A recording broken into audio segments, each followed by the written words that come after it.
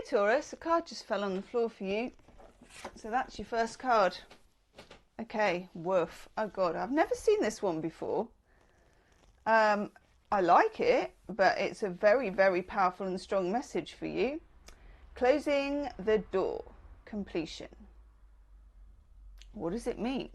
What are we closing? Have we closed it? Do we need to close it? Are we resisting it? Let's throw some tarot cards and find out, my lovely Taurus. This is for June 2025. But actually, whenever you hear this message, it's probably going to be for you. Tell us a bit more. I'm using two decks, actually.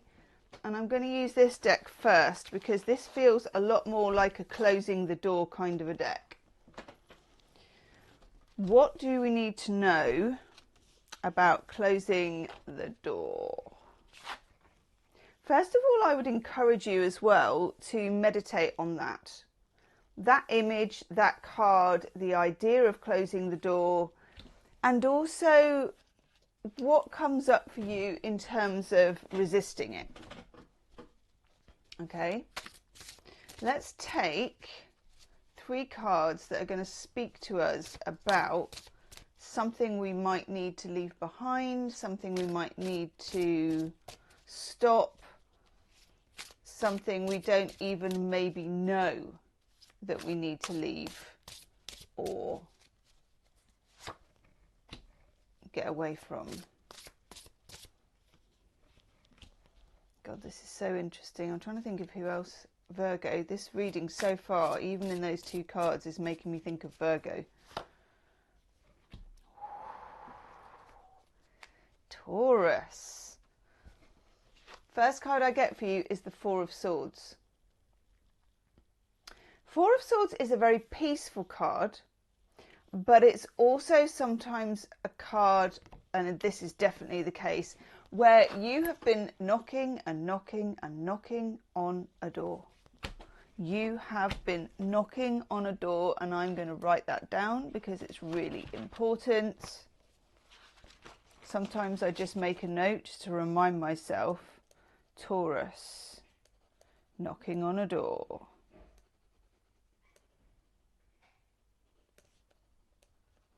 Okay. And it feels like it may have been the wrong door. Someone once said this to me many, many years ago. If you're hammering at a door, you may notice there is a door there that you just touch and it was always ready to open. That's coffee, by the way. I feel like I need it this morning. Let me know in the comments what you're having to drink. You'll be like, well, I'm having a Cinzano Bianco. Okay. So we have the 4 of Swords and a need to surrender is the word that I get. I see this as an act of surrender. You know, like when you're a little kid, or if you've had little kids, where it's bedtime, but they don't want to go to bed. And, you know, there's this whole massive resistance towards going to bed because you think something exciting is going to happen or you think you're going to miss out. We are all just kind of kids in a grown-up body, aren't we, really? And there's a feeling here that you feel if you don't keep hammering at this door, if you don't keep trying, that you're not going to get what you want. And I can see why you've gone down that road, and I can see why you think that, but that's not the case. Second card I get for you is the 7 of Cups. 7 of Cups is a card of some kind of fantasy thinking. Now, it doesn't mean that you're like caught in a fantasy, you know, lost in a world of mirrors. It's not always that. Sometimes it's your take on it, your ability, what the universe is showing you. There's a phrase in the Bible, of all places, Paul's letter to the Corinthians, I know, to see through a glass darkly. And literally there's even a glass. You're like, Gemma, I see through a glass darkly every night. There's something about a distortion of an image of a person, okay? So if there's somebody or something that you're hammering at, that you want to make this work, you want to make this happen, you know, you want to get through this door must open. Remember, you are fixed earth. You are going to have some stubbornness in there. It is actually a talent, stubbornness. It's a very good thing to have. But occasionally it attaches itself to something that it's not helpful for. And in this case, that's what's happened. There is something here of an illusion. And you may or may not have a sense that that is the case. I feel like you do have some kind of a sense, because Taurus is a very psychic. We've talked about this before. It feels like you have an inkling. You maybe don't want to follow that inkling, you know, of course. There's a feeling of wanting to be proved wrong. And it could also be that you've put so much into something that you don't want to like admit defeat, or you don't want to have wasted your time. There's a word for that and I can't remember what it is. Okay, and then this card, the Magician. Now remember that the Magician, and you can see it here, it's got his gear, all the gear and every idea. Okay, we've got the table, the candles. I don't know what, is that a cauldron? That thing? Someone let me know what that is. It's got a skull. You know, he's the real deal. This guy is the real deal. He's not just playing Twister somewhere. He's got a different game going on. The Magician, imagine the Fool, right? The Fool is a zero, knows nothing, innocence, all of the zero.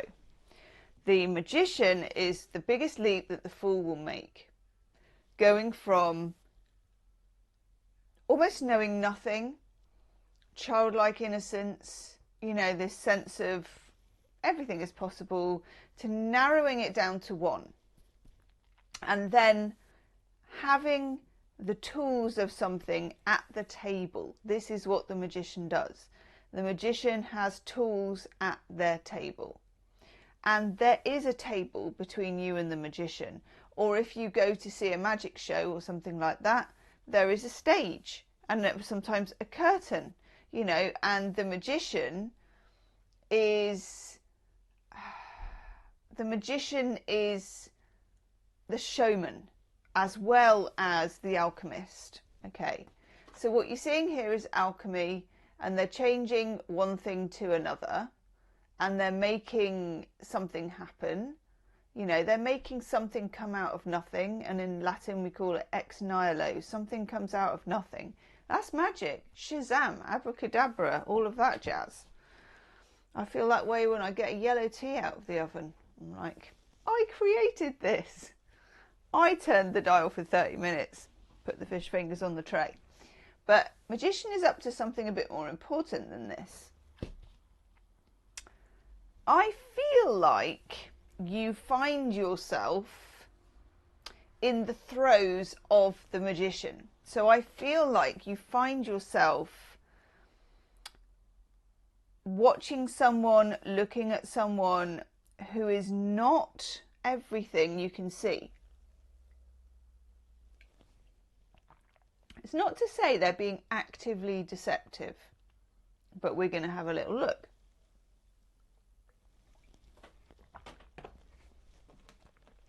Need some more coffee for this one. Okay, let's look at the cards. I'm going to show you the cards as I go along as well, partly because they're so gorgeous. So these tarot cards, which actually look similar to that one, which is really weird because it's not the same deck. That's an oracle deck. These tarot cards are Bohemian Gothic Tarot, just in case anybody's wanting to take out a mortgage to buy some tarot cards. They are really expensive. You can camp out like I did for years on eBay until you find them and they're not about £1 million. It's one of those things. Okay. Let's... that one. Ooh. 5 of Pentacles. This is a journey you must make alone. So this is 5 of Pentacles is a difficult card. It's actually, the aspect of it is Mercury and Taurus. So it's about being stoic, but it's also about this. You need to be able to close this door. And in order to close this door, you need to stop being so fascinated by what's on the other side of it. Because what's on the other side of it is not what you think is on the other side of it. And in fact, there is another door that you have not yet touched where there is something much better on the other side of it, but it doesn't actually give you that mysterious whiff that this one does. That was a long, that was more like a channeled paragraph.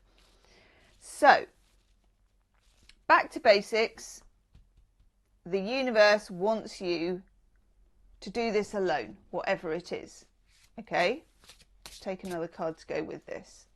There will be an extended love reading, by the way. So if you do get to the end of this and you want a love reading that's kind of deep and daring, that will be the first link in the description box. Okay, when we get to the end. So see if this resonates with you. Cripes. 10 of Wands. Now, 10 of Wands, scary card. I agree. This is me when I have not had coffee in the morning. This is me walking to the co-op to get my milk. 10 of Wands is when you reach, when it's too painful to stay the same. And that's where this is going. Okay? You can help this along by heeding the message, and it will be easier. Or you can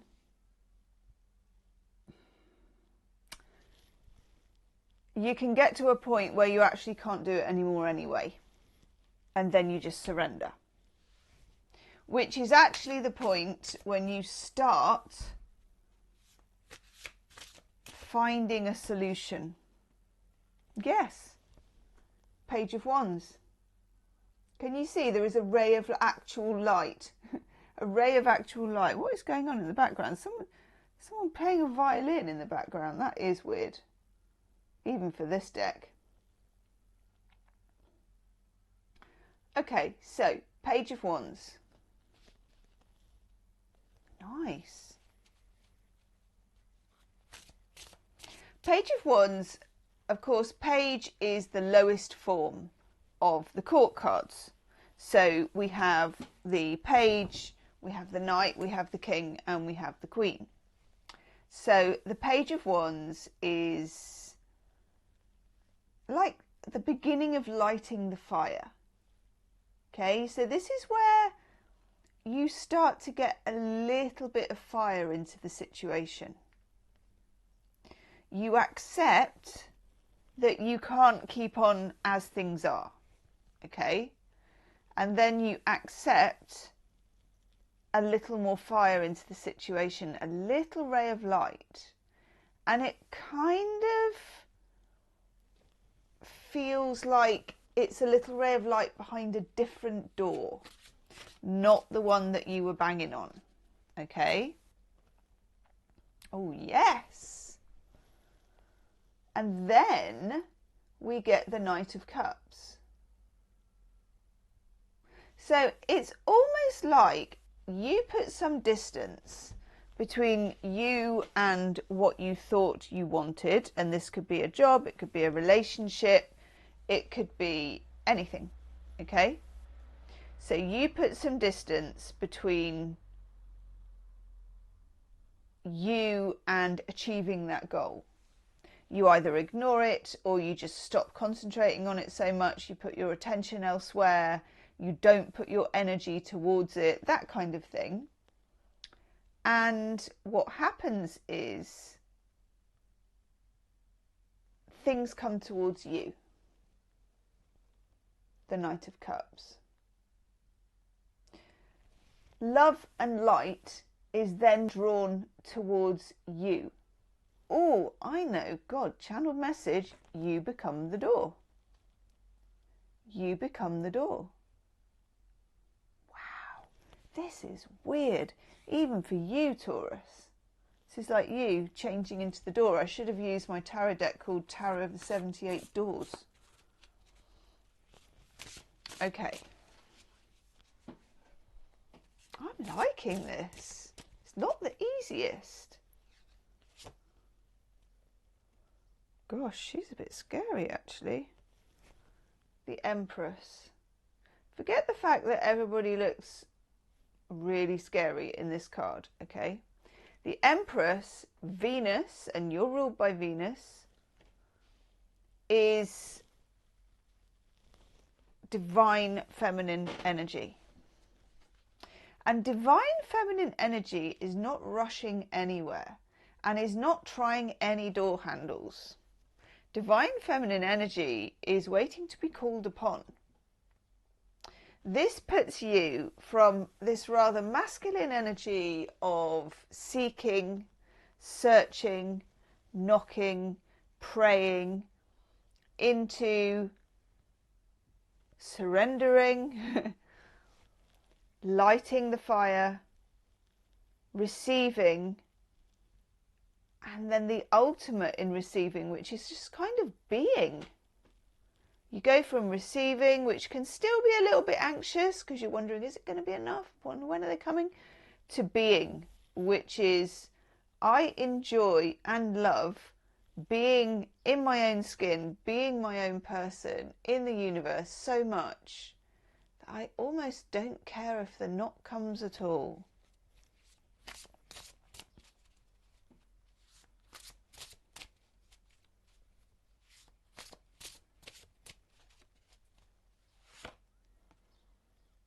Love this. Love, love, love, love, love this card for you.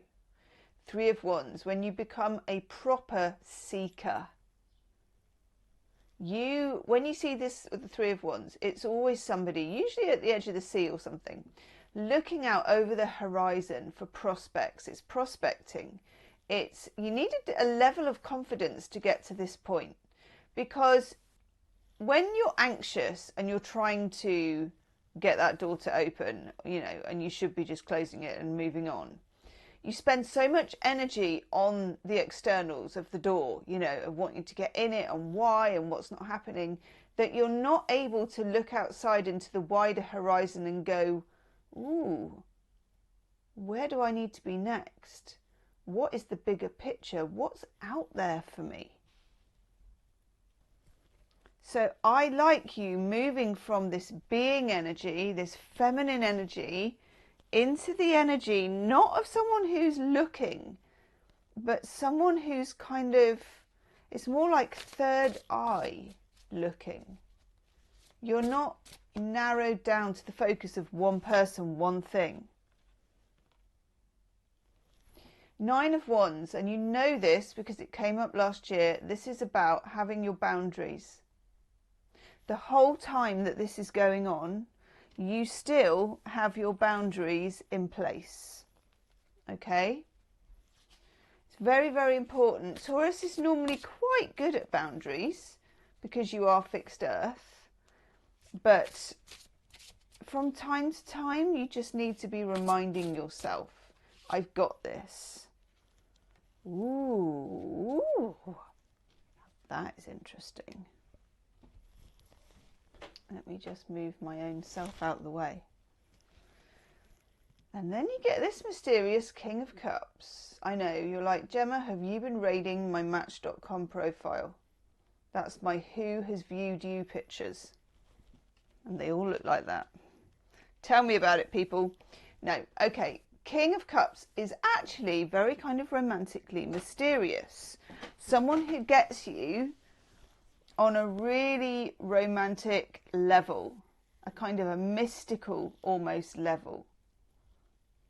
I'm very interested that the King of Cups should show up, as well as the fact that we have the Knight of Cups, and the Knight of Cups can develop into the King of Cups. And when the Knight of Cups develops into the King of Cups, that is more of a true emotional understanding.